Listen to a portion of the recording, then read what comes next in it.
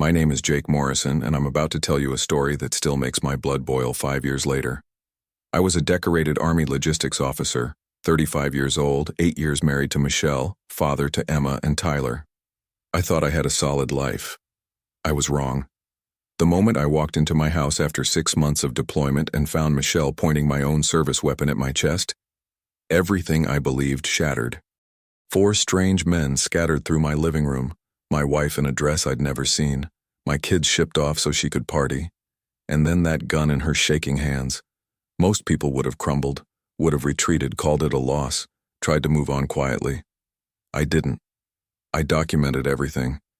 I used every legal tool available. I made sure Michelle faced real consequences for what she did, not just to me, but to our children. 7 years in prison. That's what she got. If you've ever been betrayed by someone you trusted completely, you'll understand why I fought back the way I did.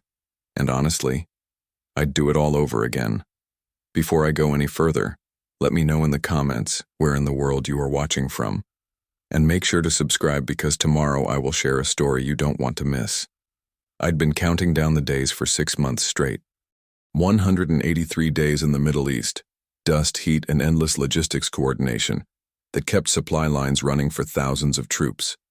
Every night in that cramped bunk, I'd picture coming home to Michelle, Emma, and Tyler. That mental image kept me sane through the chaos. The transport landed 3 days early. Some logistical miracle freed up space on an earlier flight, and I jumped at the chance. I didn't call ahead, I wanted to surprise them. I pictured Emma's face lighting up, Tyler launching himself into my arms, Michelle crying happy tears. God, I was naive. It was 9:30 p.m. on a Friday when I pulled into our driveway. Still in uniform, duffel bag slung over my shoulder, I noticed every light in the house blazing. Music thumped from inside, loud, bass-heavy club music that made the windows vibrate. My stomach dropped. Michelle hated loud music. She always complained about the neighbors. I unlocked the front door with my key and stepped inside. 4 men I'd never seen before were scattered throughout my living room. 2 sprawled on my couch with beer bottles in hand. 1 leaned against the wall near the kitchen laughing at something. Another sat at my kitchen table scrolling through his phone. Beer bottles covered every surface. The coffee table, the kitchen counter, the end tables. And Michelle. She stood near the couch wearing a tight black dress that hugged every curve, something I'd definitely never seen before. Her makeup was done up like she was going clubbing. She was laughing, head thrown back, while a tall bearded guy had his hand resting on her lower back. The music cut off abruptly when they noticed me standing in the doorway. Everyone froze. "Jake?" Michelle's face drained of all color. Her voice came out strangled. "What are you? You're not supposed to be home until Monday." Clearly. I dropped my duffel bag on the floor. My voice came out ice cold, but inside I was a volcano ready to explode. Who the hell are these people? These are friends. We were just friends? I stepped further into the room. The bearded guy moved his hand away from Michelle's back real quick. "Where are Emma and Tyler?" "At my mom's. They're fine." "Jake, you're overreacting." "Overreacting?" I laughed, and it wasn't a pleasant sound. I come home after 6 months serving my country to find my wife dressed like she's hitting the clubs with 4 random men in our house, and I'm overreacting? The bearded guy stood up. He was tall, probably 6'2", with a thick beard, and the kind of confident posture that said he wasn't used to being challenged. "Hey man, maybe you should sit down." I didn't raise my voice, but the command in it, honed by years of military leadership, made him freeze mid-sentence.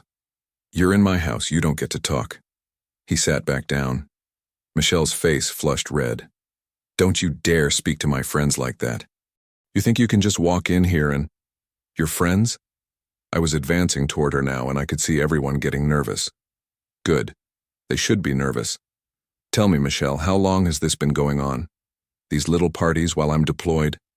That's none of your business." She was getting defensive now, angry. Perfect. Angry people make mistakes. "You're never here. I deserve to have a life." "A life? You're a mother. Our kids are supposed to be your life. Instead, you shipped them off so you could do... What exactly?" I gestured at the beer bottles, the 4 men, her dress. This? The bearded guy spoke up again. Dude, we were just hanging out. I told you to shut up. I turned back to Michelle, my voice dropping lower. More dangerous. These guys need to leave. Now. No. Michelle stood her ground and I saw something flash in her eyes. Something desperate and dangerous. This is my house too, and they're staying. Michelle. I kept my voice level, but firm. Don't make this worse than it already is. Worse? Her voice went shrill. You want to see worse? She stormed past me, her heels clicking on the hardwood floor. I heard her footsteps heading toward our bedroom. Every alarm bell in my head started ringing at once. Michelle, what are you? I followed her down the hallway. The four guys were already scrambling toward the front door. I could hear them moving, muttering to each other, sensing the situation spiraling. Michelle came back out of the bedroom. She was holding my Glock 19, my service pistol, the one I kept locked in the safe in our bedroom closet. She pointed it directly at my chest. The entire house went silent except for the sound of the front door opening as the four men fled into the night. Get out, Michelle said. Her hands were shaking, but her finger was near the trigger. Get out of this house right now, Jake. Every muscle in my body coiled, but I forced myself to remain calm. Michelle, put the gun down right now. No. Tears were streaming down her face, smearing her makeup. You don't get to come in here and ruin everything. This is my life. Get out. You're pointing a loaded weapon at your husband, the father of your children. Do you understand what you're doing right now?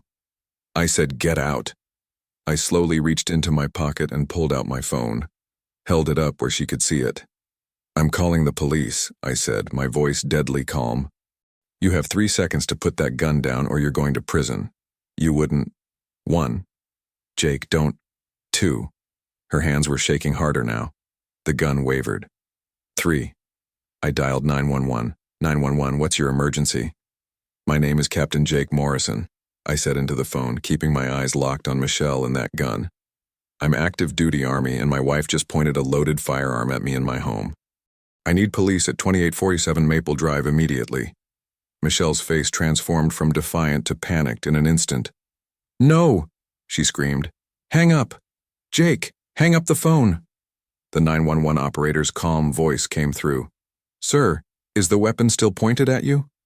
She lowered it, I said, watching as Michelle's arms dropped to her sides, the Glock hanging loosely in her right hand. But she's still holding it. Officers are en route. Stay on the line with me. Can you safely move away from her? Yes. I backed toward the front door, never taking my eyes off Michelle. She was crying now, mascara running down her face in black streaks. Jake, please, Michelle begged. Please call them off. I didn't mean it, I was just scared. Scared? I kept my voice level for the operator but cold. You pulled a gun on me, Michelle, in our home. I wasn't going to shoot. I just wanted you to leave. That's called aggravated assault. The police will be here in a few minutes. Through the phone, I could hear sirens in the distance. Michelle heard them too. Her crying intensified, turning into something close to hyperventilation. Jake, please. Think about Emma and Tyler. Think about our family. I am thinking about them. That's exactly why I'm doing this. The sirens got louder. Red and blue lights began flashing through the front windows. Michelle set the gun down on the coffee table, finally, and collapsed onto the couch, sobbing into her hands. 2 police cruisers pulled up. 4 officers approached the house, hands near their weapons. I stepped out onto the porch, hands visible, phone still to my ear. I'm Captain Morrison, I told the first officer, a stocky guy in his 40s with graying hair. I'm the one who called. My wife is inside. She set the gun down. It's on the coffee table in the living room. The operator confirmed she was ending the call as the officers entered. 2 went to Michelle, 1 secured the Glock, and the 4th, a younger female officer, took me aside to get my statement. I walked her through everything. Coming home early from deployment, finding 4 strange men in my house, Michelle in that dress. Our kids shipped off to her mother's, the confrontation. Michelle pulling my service weapon and pointing it at my chest. The witnesses, those 4 men who'd scattered, plus the neighbors. Right on cue, 2 of my neighbors appeared. Mrs. Chen from next door and Mr. Rodriguez from across the street. Both had heard the shouting, the music suddenly cutting off, the commotion. "We heard yelling," Mrs. Chen told the officers. "And someone screamed 'Get out' multiple times. It didn't sound right." "There were several men running out of the house," Mr. Rodriguez added. "They jumped into 2 cars and took off fast. We almost called the police ourselves." Inside, I could hear Michelle giving her version to the other officers. Her voice was high-pitched, desperate. She was claiming she was scared, that I'd startled her, that she didn't know I was coming home. The officers weren't buying it. The stocky officer came back out. "Captain Morrison, based on witness statements and your account, we're placing your wife under arrest for aggravated assault with a deadly weapon. We'll need you to come to the station tomorrow to give a formal statement." I nodded. Understood. They brought Michelle out in handcuffs. She was still crying, but now there was rage, mixed with the tears. She looked at me with pure hatred. "You're ruining everything," she screamed as they guided her toward the cruiser. "I hate you. I'll make sure you never see those kids again. Never." I just stood there, watching, cold, calculating. Every word out of her mouth was more ammunition for what was coming. They put her in the back of the squad car. The lights reflected off her tear-stained face as they drove away. The officers finished up taking photos of the scene, bagging my Glock as evidence. They cleared out around 11:30 p.m., leaving me alone in the wreckage of my marriage. I walked through the house, documenting everything with my phone camera. Beer bottles everywhere. I counted 19 of them. The black dress Michelle had been wearing, her purse with makeup and perfume I'd never seen before. Evidence of a life I knew nothing about. I sat on the couch around midnight, still in my uniform. The house felt foreign now, tainted. My phone buzzed. A text from my mother-in-law, Carol. "Michelle didn't pick up the kids. Is everything okay?" I stared at the message for a long moment. Then I typed back. "There was an incident. I'll pick them up tomorrow morning. Kids are fine. We'll explain when I see you." I set the phone down and started making a mental list. Everything I needed to do in order. Call Carol in the morning. Pick up Emma and Tyler, contact my lawyer, notify my commander, secure the bank accounts, change the locks, file for divorce, file for emergency custody, protect my children. Michelle had just handed me everything I needed to destroy her in court, and I was going to use every single piece of it. I finally changed out of my uniform and lay in bed, but I didn't sleep. I couldn't. My mind was already 3 steps ahead, planning every move like the military operation it had become. Michelle thought she'd won something by building her secret life, by trying to force me out at gunpoint. She had no idea what she'd just started. I called Carol at 8 a.m. sharp Saturday morning. I'd been up since 5, running on adrenaline and black coffee. "Jake?" Her voice was uncertain, worried. "What happened?" "Your text said there was an incident." There was. I kept my tone measured. "Michelle and I had a confrontation. She's been arrested. I need to pick up Emma and Tyler this morning." "Arrested?" Carol's voice shot up an octave. "For what? Jake, what's going on?" "I'd rather discuss it in person. I'll be there in 45 minutes. I didn't give her time to argue. I hung up, grabbed my keys, and headed out. The drive to Carol's house felt surreal. Less than 12 hours ago, I'd been walking into my home expecting hugs and welcome home banners. Now I was picking up my kids while their mother sat in a jail cell. Carol met me at the door. She looked like she hadn't slept. Her gray hair was messy, her face lined with worry. "Jake, please tell me what's happening. Michelle pointed a gun at me last night. My gun, in our home. In front of witnesses." Carol's hand flew to her mouth. No, that can't be. The police have the weapon. They have witness statements. It happened, Carol. But why would she? That's between Michelle and me. Where are the kids?" Emma and Tyler were eating cereal in Carol's kitchen, still in their pajamas. When they saw me, both of them lit up. "Daddy!" Tyler launched himself at me, and I caught him, holding him tight. Emma wrapped her arms around my waist. "You're home early," Emma said, grinning up at me. "Mom said you wouldn't be back until Monday. I wanted to surprise you guys." I kissed the top of her head. "How would you feel about coming home with me today?" "Yes." Tyler pumped his fist. "Can we get pancakes?" "Absolutely. Go get dressed, both of you."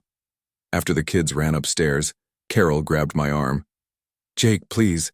She's my daughter. What's going to happen to her? She made her choices, Carol. Now she's facing the consequences. But the children will be with me, where they're safe. I loaded Emma and Tyler into my car an hour later, their overnight bags in the trunk. They chattered the whole way home about what they'd done at Grandma's house, completely oblivious to the storm brewing around them. I made them pancakes like I promised. Set them up with cartoons in the living room. After I'd cleaned up all evidence of last night's party, I'd bagged the beer bottles, wiped down surfaces, made the house look normal again. While they watched TV, I made phone calls. First, my commander. Lieutenant Colonel Harris answered on the second ring. Morrison? You're supposed to be on post-deployment leave. Sir, I need to report an incident. I walked him through it. The assault, the arrest, the situation with my kids. Harris listened without interrupting. Jesus, Morrison. Are you all right? Yes, sir, but I'm requesting emergency leave to handle custody arrangements and legal proceedings. Granted. Take whatever time you need. Keep me posted. Thank you, sir. Next, I called my lawyer. Richard Chen had handled our wills and power of attorney documents when I deployed. Now I needed him for something much bigger. Richard, I need an emergency meeting Monday morning. First thing, I'm filing for divorce and emergency custody. What happened? I gave him the abbreviated version. Richard whistled low. You have documentation? Police reports, witness statements, 911 recording, and photos. Everything. Bring it all Monday. 8 a.m. We'll file immediately. Sunday was devoted to the kids. I took them to their favorite park, pushed Tyler on the swings, watched Emma go down the slide 50 times. Normal dad stuff. The kind of stability they were going to need. But my mind never stopped planning. Every legal move. Every strategic decision. This was a campaign now, and I was executing it with military precision. Monday morning, I dropped Emma and Tyler at Carol's again. She was confused but agreed to watch them. Then I met Richard at his office with a folder full of documentation. Richard reviewed everything, his expression growing darker with each page. This is airtight, Jake. Aggravated assault, witnesses, her threats about denying you access to the kids. We can file for emergency custody today. Do it. We spent 3 hours drafting papers. Petition for divorce citing Michelle's assault and irreconcilable differences. Emergency motion for custody based on Michelle's violent behavior and endangerment.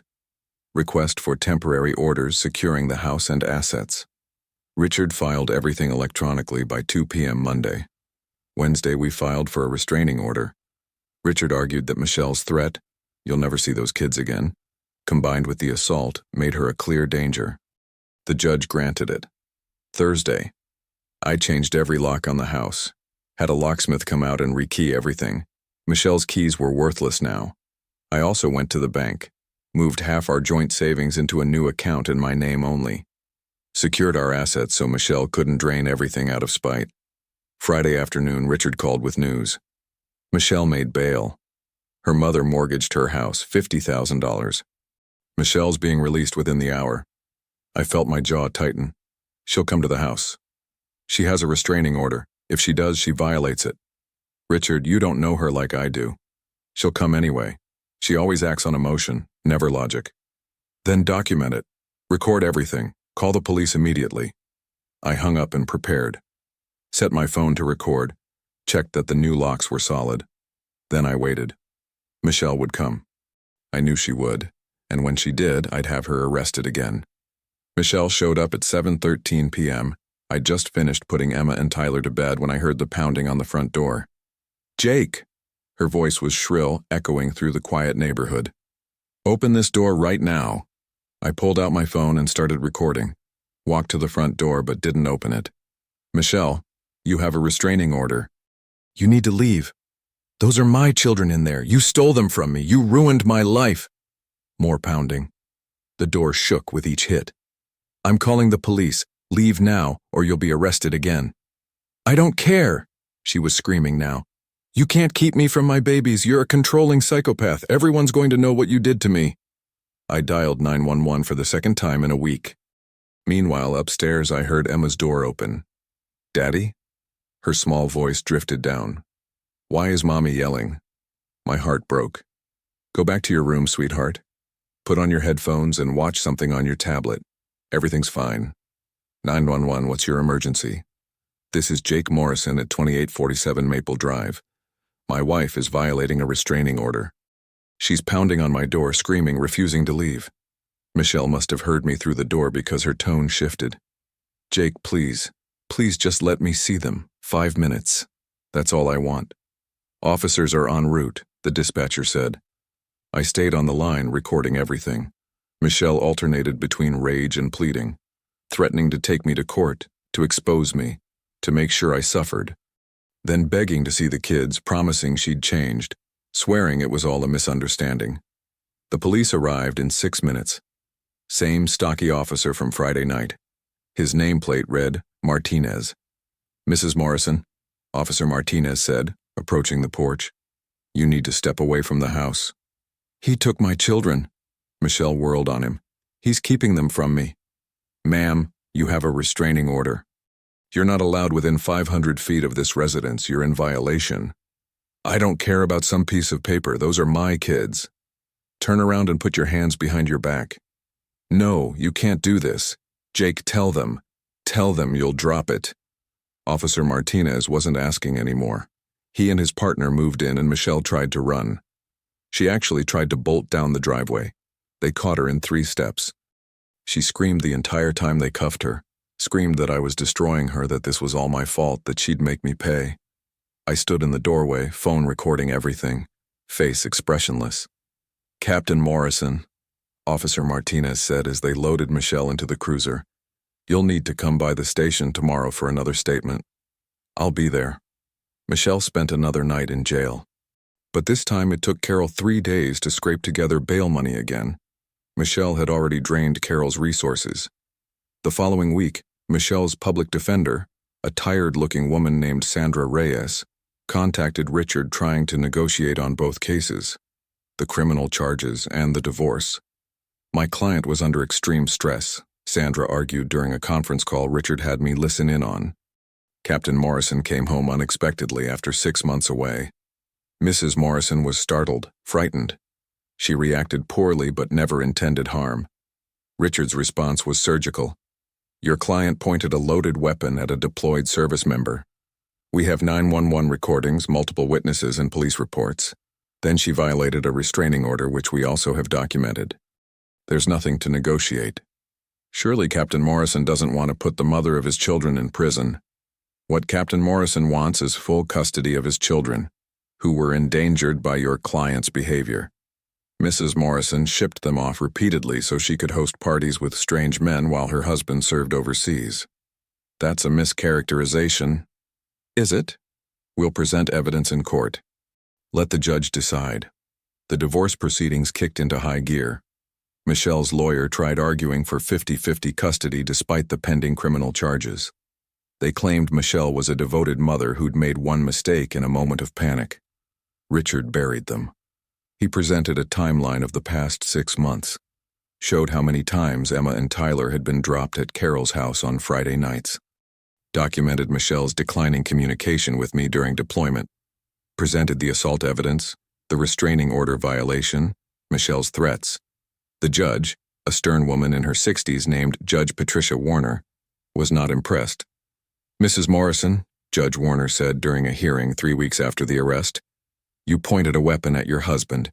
You violated a protective order. You've shown a pattern of prioritizing your social life over your children's well-being.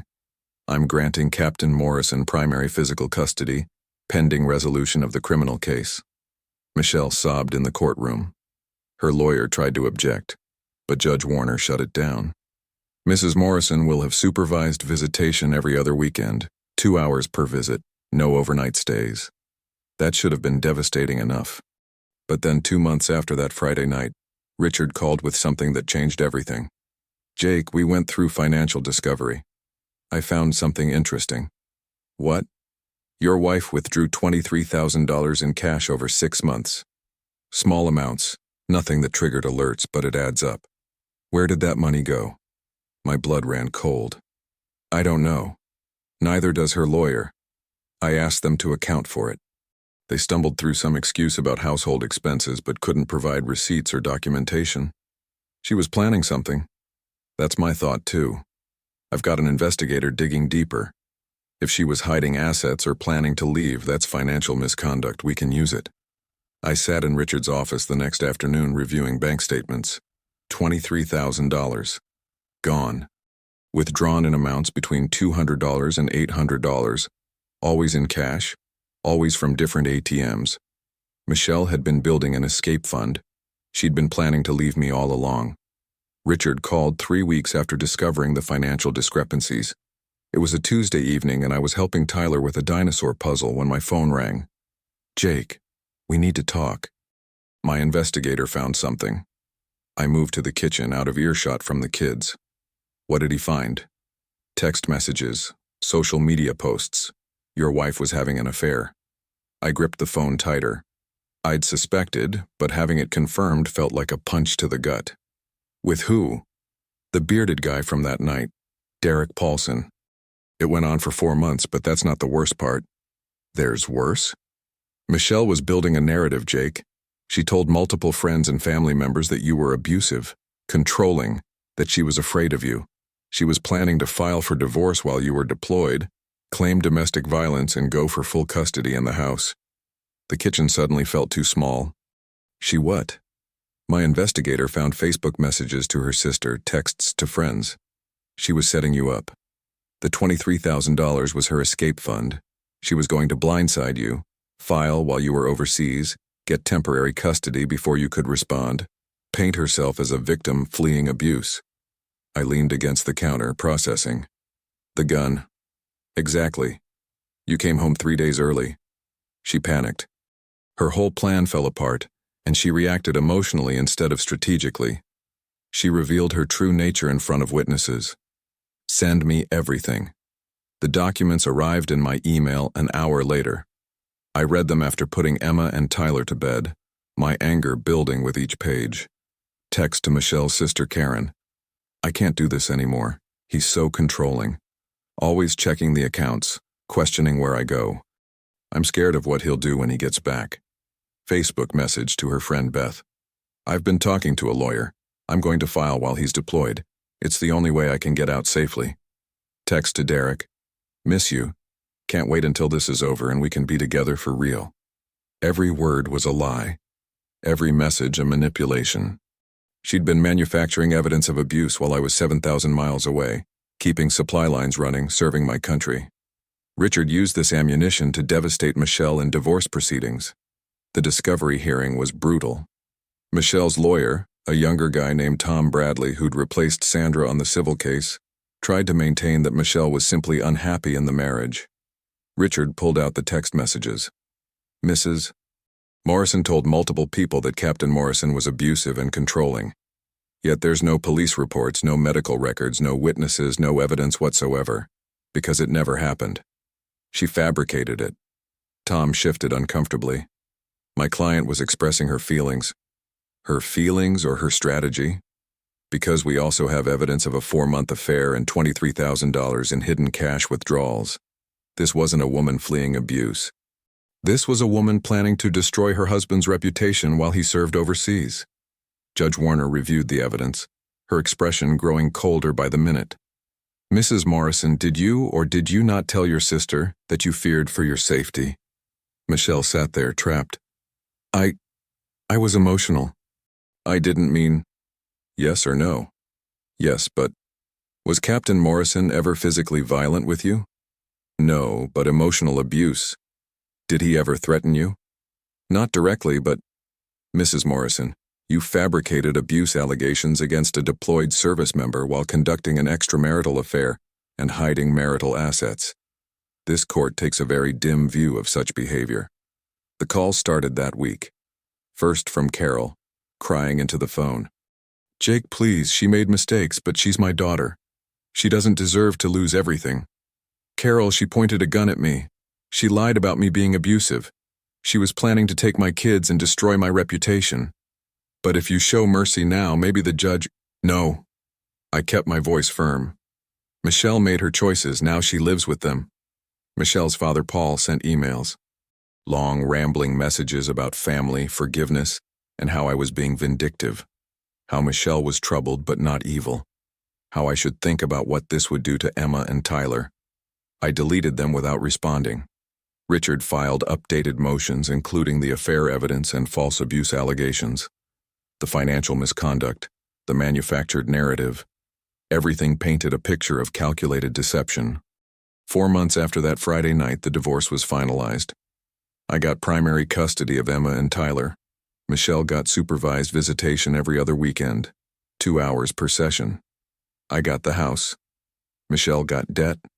I got 70% of the marital assets because of her financial misconduct. The hidden $23,000, money spent on the affair, cash withdrawals she couldn't account for. Michelle got stuck with her legal bills for both the divorce and the criminal case, plus half the credit card debt. When the judge read the final decree, Michelle just stared at the table.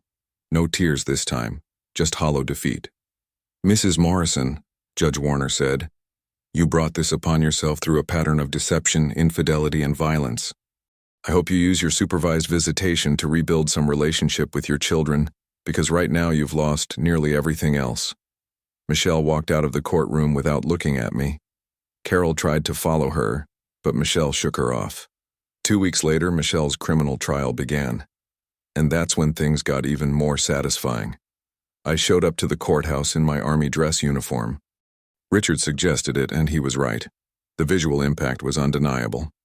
A decorated officer in full military dress testifying against the woman who'd threatened him with his own weapon. The prosecution was led by Assistant District Attorney Marcus Webb, a sharp guy in his 40s who'd been aggressive from the start. He wanted to make an example of Michelle's case. "This isn't just assault," Marcus told me before trial. "This is assault on a service member, in his own home after months of deployment. The jury's going to hate her."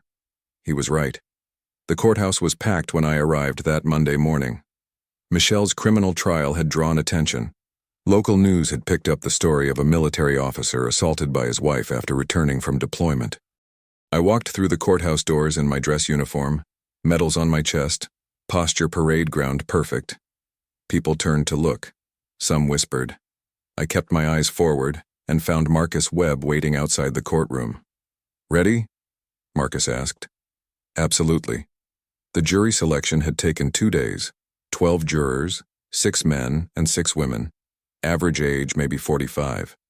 Marcus told me he'd screened carefully, looking for people who respected military service, who had strong views on domestic violence, who wouldn't buy manufactured sob stories. Sandra Reyes sat at the defense table with Michelle. Michelle wore a conservative blue dress, minimal makeup, her hair pulled back. The picture of a wronged woman. It made my stomach turn. Judge Harold Chen, no relation to my lawyer Richard, called the court to order. Marcus's opening statement was devastating. He walked the jury through my 6 months of deployment, the sacrifice of military families, the anticipation of homecoming, then the betrayal, 4 strange men in my house, my children shipped away, my wife in club attire. And when Captain Morrison asked the men to leave his own home, Marcus said, his voice rising, Michelle Morrison went to the bedroom, retrieved her husband's service weapon, and pointed a loaded Glock 19 at his chest. She threatened him. She told him to get out of his own house. And when he said he was calling the police, she didn't lower the weapon. She kept it pointed at him until she heard those sirens. The jury was riveted. Sandra's opening tried to paint Michelle as frightened and overwhelmed. Michelle Morrison made a terrible mistake in a moment of panic. Her husband appeared unexpectedly after 6 months away. She was startled, confused, and reacted out of fear, not malice. It sounded weak even as she said it. The prosecution's case unfolded methodically over 2 days. First, the 911 recording. The courtroom went silent as my voice came through the speakers, calm and controlled. My wife just pointed a loaded firearm at me in my home. Then Michelle's voice in the background, shrill and panicked. "Hang up. Jake, hang up the phone." Officer Martinez testified next, describing the scene when he arrived. Captain Morrison was composed, professional. Mrs. Morrison was highly emotional, intoxicated, and became combative when we informed her she was under arrest. The 2 neighbors testified. Mrs. Chen described the loud music, the 4 men running from the house, the screaming. Mr. Rodriguez corroborated everything. Then it was my turn. I took the stand, placed my hand on the Bible, and swore to tell the truth. Marcus walked me through my background: 8 years in the Army, logistics officer, decorated service record, 2 combat deployments. Captain Morrison, tell the jury about your marriage to Michelle. We were married for 8 years. We have 2 children together, Emma and Tyler. I thought we had a solid marriage. I was wrong. Tell us about your deployment. I described 6 months in the Middle East. The heat, the danger, the isolation. Coming home to emails that grew sparse over time. Trusting Michelle completely. And you came home 3 days early? Yes, sir. I caught an earlier transport. I wanted to surprise my family. What did you find when you arrived home? I walked through it. Every detail. The music. The 4 men. Michelle's dress. The beer bottles. My children gone. And then what happened? I asked the men to leave. Michelle refused. She became agitated and went to our bedroom. When she came back, she was holding my Glock 19. Your service weapon? Yes, sir. Which I kept locked in a safe in our bedroom closet. What did Mrs. Morrison do with that weapon? She pointed it at my chest. Her finger was near the trigger. She told me to get out of the house. Were you afraid? Yes, sir. Michelle was intoxicated, emotional, and holding a loaded weapon. Anyone with firearms training knows that's when accidental discharges happen. I feared for my life. Sandra's cross-examination tried to break me. Captain Morrison, you have extensive weapons training, correct? Yes, ma'am. You've handled weapons in combat situations? Yes, ma'am. So you knew your wife wouldn't actually shoot you? No, ma'am. I knew my wife was drunk, emotional, and had her finger near the trigger of a loaded weapon. Training doesn't make you immune to bullets, it makes you recognize danger. But you remained calm during the incident. I'm trained to remain calm in combat situations. That doesn't mean I wasn't in genuine danger. If anything, my training told me exactly how dangerous that situation was. Sandra tried a different angle. Isn't it true you were angry about finding men in your house? I was angry about the betrayal. But I didn't threaten anyone. I didn't pull a weapon. Michelle did that. You called the police very quickly. Because my wife pointed a gun at me. That's exactly when you're supposed to call the police. Sandra had no response to that. The prosecution rested after presenting evidence of the affair, the financial deception, Michelle's planned false abuse narrative. Marcus was building a picture of premeditation, showing that the gun incident wasn't isolated panic, but the culmination of months of calculated deception that exploded when I came home early. Michelle took the stand in her own defense. It was a mistake. She cried. She apologized. She claimed she never meant to hurt me, that she was just overwhelmed and scared. Marcus destroyed her on cross-examination. Mrs. Morrison, you told your sister that Captain Morrison was abusive, correct? I was emotional. Yes or no? Yes. Was he ever abusive? Not physically, but yes or no, Mrs. Morrison? Did Captain Morrison ever physically harm you? No. Did he ever threaten you? No. So you lied to your sister about being in an abusive relationship? I didn't mean. You fabricated abuse allegations against a deployed service member? Yes or no? Michelle's voice was barely a whisper. Yes. You were having an affair with Derek Paulson for 4 months. Yes or no? Yes. You withdrew $23,000 in cash without telling your husband. Yes or no? Yes. You were planning to file for divorce while Captain Morrison was deployed. Yes or no? Yes. And when he came home 3 days early and disrupted your plans, you pulled a gun on him. I was scared. Scared of what, Mrs. Morrison? Scared of being caught? Sandra objected, but the damage was done. The jury deliberated for 3 hours. When they filed back in, I knew. You could see it in their faces. Has the jury reached a verdict? The foreman stood. We have, Your Honor. We find the defendant guilty of aggravated assault with a deadly weapon. Michelle's face crumbled. Carol sobbed in the gallery. Paul sat stone-faced. I felt nothing but cold satisfaction. Justice. The sentencing hearing was scheduled 2 weeks after the guilty verdict. I had a decision to make: provide a victim impact statement or stay silent. Richard advised me to speak. The judge wants to hear from you. This is your chance to tell her what Michelle's actions cost you. Marcus agreed. Victim impact statements carry weight, especially from someone like you. Military, credible, sympathetic. You want maximum penalty? This is how you get it. I spent a week writing it, editing, making sure every word counted. The courtroom was fuller than I expected on sentencing day. Carol and Paul sat in the front row behind Michelle. A few of Michelle's friends scattered in the gallery, some reporters, and me alone on the prosecution side, back in my dress uniform. Judge Chen called the court to order. We're here for sentencing in the matter of the state versus Michelle Morrison.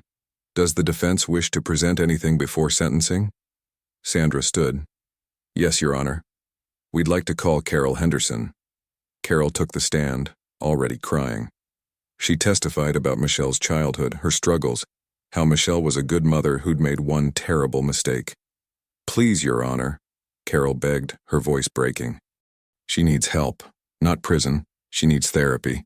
She has 2 small children who need their mother. Those children have their father, Judge Chen said flatly, who Mrs. Morrison assaulted. Paul didn't testify, but Sandra read a letter from him.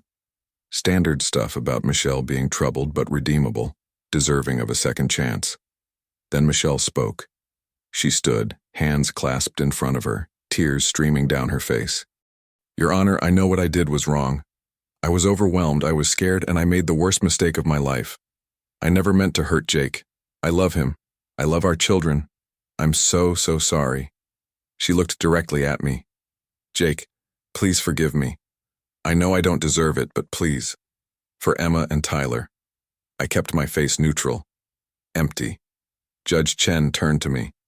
Captain Morrison, would you like to make a statement?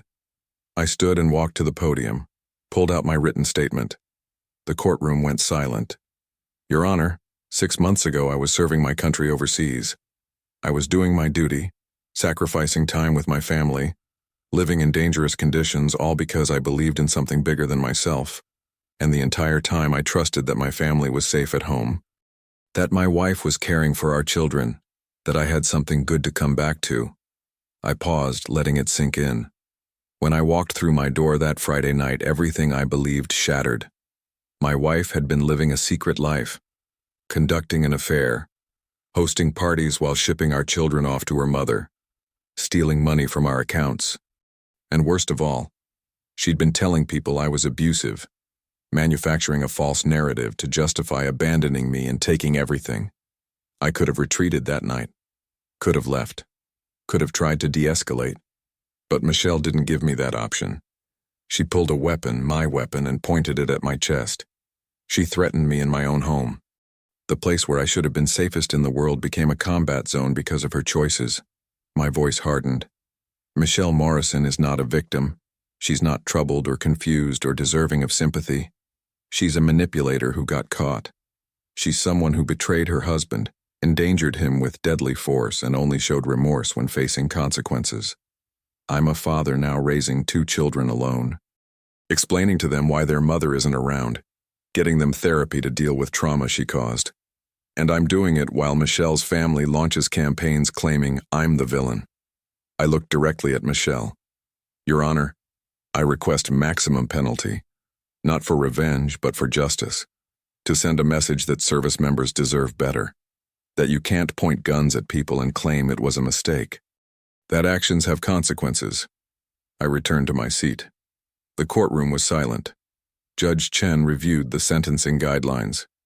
Mrs. Morrison, aggravated assault with a deadly weapon carries a potential sentence of 2 to 10 years. The prosecution has recommended 7 years. The defense has requested probation or minimal incarceration. She looked at Michelle. Mrs. Morrison, you pointed a loaded weapon at a decorated service member in his own home after betraying your marriage vows. You manufactured false abuse allegations against him while he served overseas. You showed no remorse until you were facing consequences. This court cannot and will not tolerate such actions. I hereby sentence you to 7 years in the state correctional facility. You will be eligible for parole after serving 5 years, but that's not guaranteed. Parole will depend on your behavior and completion of rehabilitation programs. Michelle's knees buckled. Sandra caught her. Carol wailed in the gallery. Paul just stared. Mrs. Morrison, you did this to yourself. Bailiff, please remand the defendant into custody. Court officers led Michelle away. She was sobbing, barely able to walk. I watched her go and felt nothing but satisfaction. 2 months passed. Emma and Tyler adjusted to their new normal. I took the non-deployment position I'd requested, a logistics planning role at the base that kept me home every night. Dinner at 6, homework help, bedtime stories, stability. Then Michelle's appellate lawyer called. Captain Morrison, this is David Walsh. I'm handling Michelle's appeal. I wanted to discuss... No. Excuse me? No. Whatever you're about to ask for, the answer is no. Captain Morrison, your wife needs resources for a proper appeal. The public defender's office is overworked and... I actually laughed. Let me guess. You want me to contribute money to help Michelle appeal the conviction for assaulting me? She's the mother of your children. She pointed a gun at me. She betrayed me. She tried to destroy me. She's getting exactly what she deserves. We're done here. I hung up. A week later, the social media campaign started. Carol posted first. A long Facebook post about how I was a vindictive monster who'd sent a troubled woman to prison instead of getting her help. How I'd stolen Emma and Tyler from their mother. How I was using my military status to oppress Michelle. Paul shared it. Michelle's sister Karen wrote her own version. Her friends piled on. Some people believed it. I started getting messages, angry comments on old posts. A few of Michelle's friends even showed up at my house to yell at me, calling me heartless and cruel. I documented everything but didn't engage. Then Derek reached out. Derek's message came through Facebook on a Tuesday evening. Simple and direct. Can we meet? I have information you need to hear. I stared at the message for a long time. Derek Paulson, the bearded guy who'd had his hand on Michelle's back that night, the affair partner, the last person I wanted to talk to. But curiosity won out. Coffee tomorrow, 2 p.m. Starbucks on Main Street. I'll be there. I arrived early, positioning myself where I could see the entrance. Derek walked in at exactly 2 p.m. He looked different than I remembered. Thinner, tired, wearing a flannel shirt and jeans.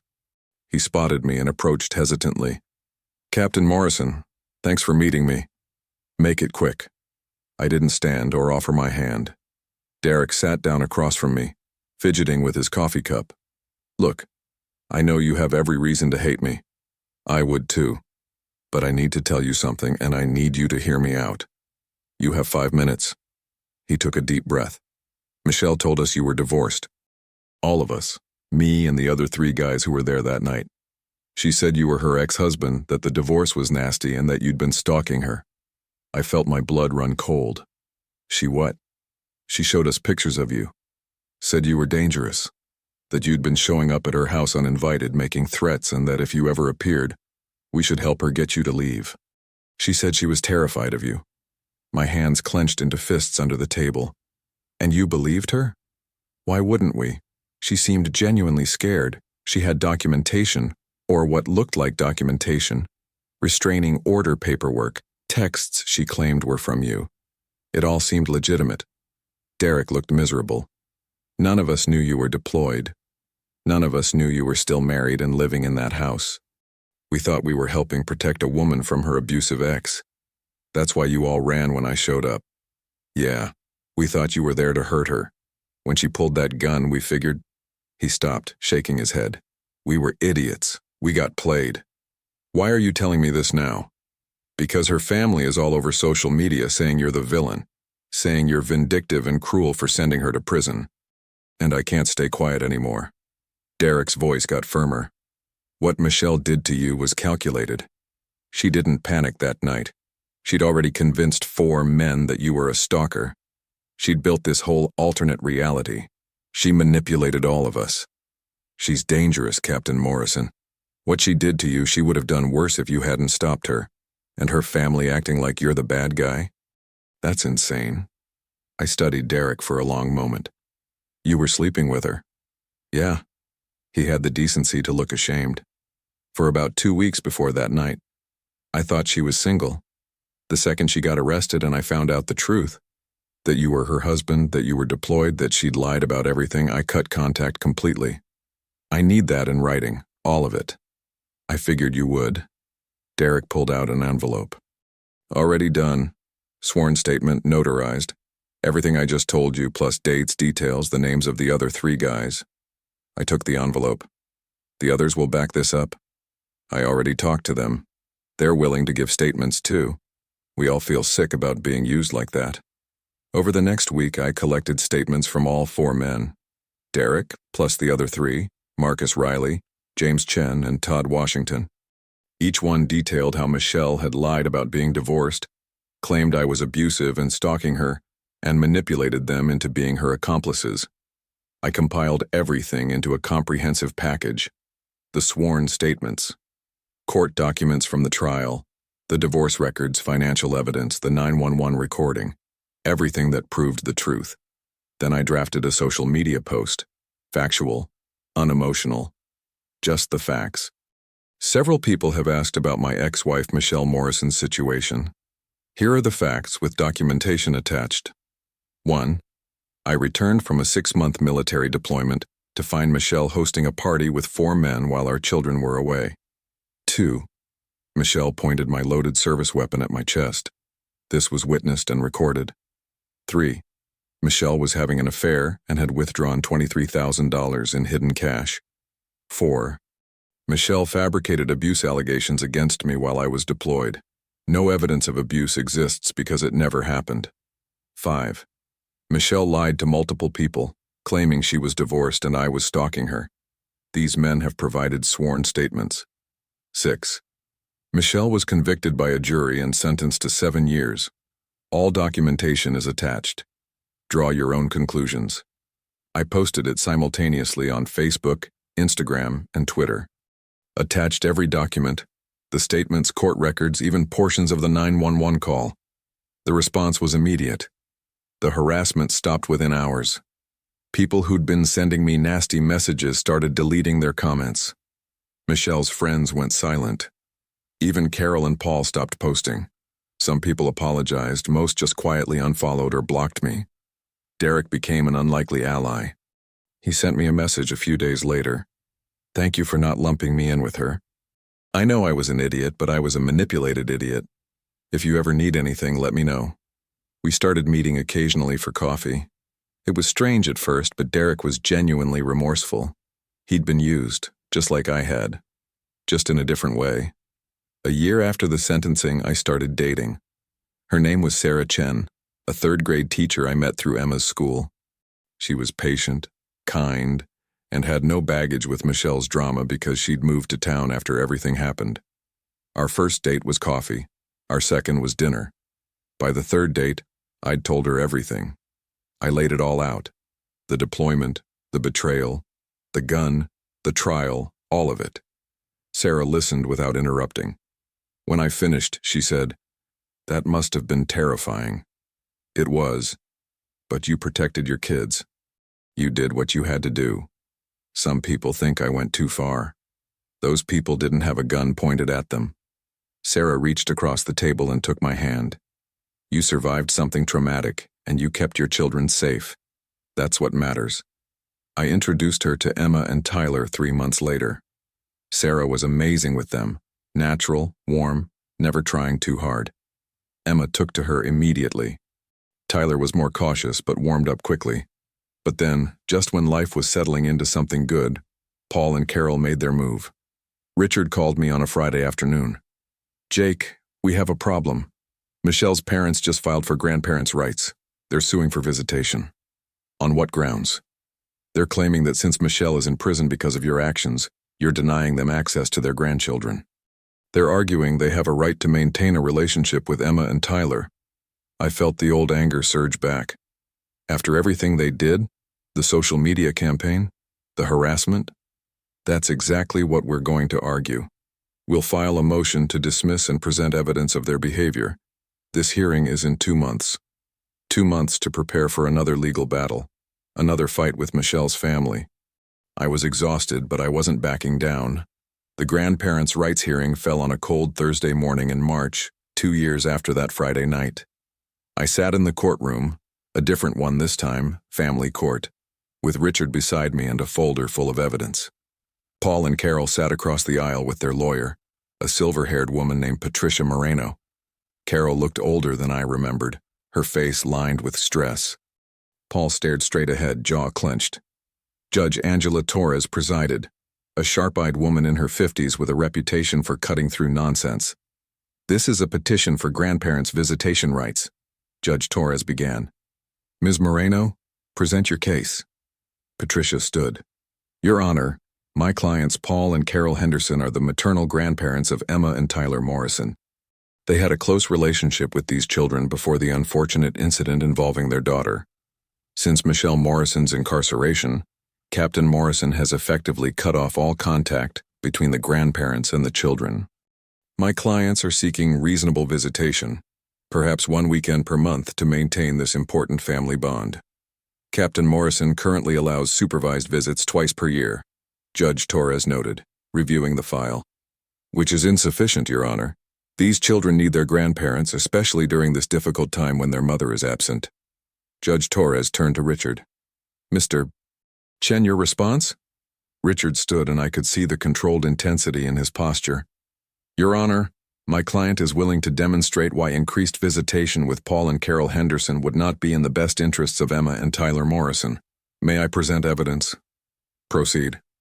Richard pulled out the first exhibit, printed social media posts. "Your Honor, after Michelle Morrison was convicted and sentenced, Paul and Carol Henderson launched a coordinated social media campaign against Captain Morrison. Exhibit A shows Carol Henderson's Facebook post claiming Captain Morrison is a vindictive monster who stole the children. Exhibit B shows Paul Henderson sharing posts accusing Captain Morrison of using his military status to oppress their daughter. He laid out more posts, each one more inflammatory than the last. Exhibit C shows messages from Carol Henderson to Emma and Tyler, telling them that their father is keeping them from their mother unfairly, and that Mommy didn't do anything wrong. This directly undermines Captain Morrison's custody and attempts to manipulate the children against their custodial parent." Patricia tried to object. "Your Honor, my clients were upset and grieving. They were actively trying to turn the children against their father," Richard cut in. Exhibit D shows Carol Henderson posting Captain Morrison's home address publicly, leading to harassment. Exhibit E shows multiple instances of Paul and Carol Henderson defending Michelle Morrison's false abuse allegations, even after they were proven false in court. Judge Torres examined each exhibit carefully. "Ms. Moreno, your clients were aware that Mrs. Morrison's abuse allegations were fabricated?" Patricia hesitated. They believed their daughter initially, even after the trial? Even after Michelle Morrison admitted under oath that she'd lied?" Silence. Richard continued. "Your Honor, Paul and Carol Henderson have shown a pattern of behavior that is harmful to Emma and Tyler's well-being. They've attempted to undermine the custodial parent, manipulate the children's perception of events, and publicly harassed Captain Morrison. They've shown no respect for court orders or the truth. Increased visitation would expose the children to continued manipulation and instability." "What about the current supervised visits?" Judge Torres asked. "Twice per year, supervised by a social worker, in a neutral location. Emma and Tyler have shown little interest in maintaining contact. The last visit, Tyler asked to leave after 20 minutes. Emma hasn't asked about her grandparents in over 6 months." Judge Torres turned to Paul and Carol. "Mr. and Mrs. Henderson, do you believe Michelle Morrison was wrongly convicted?" Carol started crying. Paul spoke, his voice strained. "She made mistakes, Your Honor, but 7 years seems—" "That's not what I asked. Do you believe the jury's verdict was correct?" Long pause. Finally, Paul said, "No. We believe Jake provoked her by coming home unexpectedly." "Stop." Judge Torres held up her hand. "Mrs. Morrison pointed a loaded weapon at her husband. A jury convicted her. The evidence was overwhelming. Yet you still believe Captain Morrison is at fault? He could have shown mercy. Mr. Henderson, your daughter committed aggravated assault. Captain Morrison showed appropriate response by calling law enforcement. Your continued defense of her actions and blame toward him demonstrates exactly why Mr. Chen is correct. You pose a risk to those children's emotional well-being." Judge Torres reviewed her notes for a long moment. The courtroom was silent except for Carol's quiet sobbing. I'm denying the petition for increased visitation. The current arrangement of supervised visits twice annually will remain in place. Additionally, I'm issuing a protective order. Mr. and Mrs. Henderson are prohibited from posting about Captain Morrison or the children on social media, from contacting the children outside supervised visits, and from making any statements that undermine Captain Morrison's custody or characterize Michelle Morrison's conviction as unjust. Patricia tried to salvage something. Your Honor, perhaps unsupervised visits. No, this family has been through enough turmoil. These children need stability, not grandparents who will undermine their father and confuse them about their mother's criminal actions. My ruling stands. The gavel came down. Paul and Carol left without looking at me. Carol was still crying. Paul's face was stone. Richard and I walked out together. That's it, he said. No more legal battles. It's done. Finally, life moved forward after that. Emma turned 8, then 9. Tyler grew from a small kid into a lanky preteen. They thrived. Good grades, friends, sports, normal childhood stuff. Sarah and I got married in a small ceremony when Emma was 10. Just close friends, Derek included, and a few family members. Emma was the flower girl. Tyler walked Sarah down the aisle when she asked him to. A year later, Sarah legally adopted Emma and Tyler. They'd asked for it, wanted Sarah to be their real mom legally, not just in their hearts. The adoption hearing was one of the happiest days of my life. They started calling her Mom Sarah to distinguish from Bio Mom, though honestly they rarely mentioned Michelle anymore. She'd become a distant memory, someone who used to be in their lives but wasn't anymore. Michelle's 5-year parole hearing came and went. She was denied. Richard heard through the legal grapevine that Michelle had gotten into multiple fights in prison, failed to complete anger management programs, showed no genuine remorse. She'd likely serve the full 7 years. Derek became a genuine friend. We grabbed beers every few weeks, talked about normal stuff, sports, work, life. He'd long since stopped apologizing. We'd both been victims of Michelle's manipulation in different ways. We'd both moved on. 3 years after marrying Sarah, I got promoted to lieutenant colonel. The ceremony was small but meaningful. Sarah, Emma, and Tyler were there. Emma had tears in her eyes when they pinned the rank on my uniform. I'm proud of you, Dad, she whispered. I'd taken a stable logistics position that kept me home every night. I coached Tyler's little league team, helped Emma with algebra homework, made pancakes on Saturday mornings, regular dad stuff. Carol sent a letter 4 years after the hearing, not asking for anything, just apologizing, saying she finally understood what Michelle had done, how wrong Carol had been to defend it, how badly she'd failed me and the kids. She asked if someday, when Emma and Tyler were old enough, they might want to know their grandmother again. I thought about it for weeks. Finally wrote back, when they're 18, they can make that choice themselves. Until then, my answer is no. She wrote back thanking me, said it was more than she deserved. She was right. 5 years after that Friday night, 5 years since I'd walked through my door to find my life in ruins, I stood in my backyard watching Tyler's 11th birthday party. Kids running around, Sarah organizing games, Emma helping serve cake. Derek showed up with a gift, a Lego dinosaur set Tyler had been wanting. Couldn't miss the birthday, he said. Michelle sat in prison with 2 more years minimum on her sentence. No children, no freedom, no future. Her affair partner had abandoned her. Her parents barely visited. Her life was a cell in a prison yard and nothing else. And me? I had everything. A wife who loved me, 2 kids who called me dad and actually meant it, a career I was proud of, a home filled with laughter instead of lies, peace instead of chaos. I watched Sarah chase Tyler around with frosting on her finger, both of them laughing. Emma rolled her eyes but smiled, that teenage exasperation that wasn't really exasperation at all. This was the life Michelle had tried to destroy. This was what I'd fought for. And I'd won. That night, after the kids were asleep and Sarah and I were cleaning up, she found me standing in the kitchen just looking around. You okay? She asked. Yeah. Just thinking about how different things are now. Better, different. So much better. I pulled her close. Thank you. For all of this. For them. For us. You did the hard part, Sarah said. You protected them. You fought for them. I just get to love the family you built. 5 years ago, Michelle pointed a gun at me and tried to take everything. Instead, I took everything from her. Not through revenge. Through justice. And justice properly served gave me a life better than Michelle ever deserved to be part of. I sleep perfectly well at night knowing that. I believe stories such as this find us for a reason. If this one touches you, please subscribe. I share a new one every day.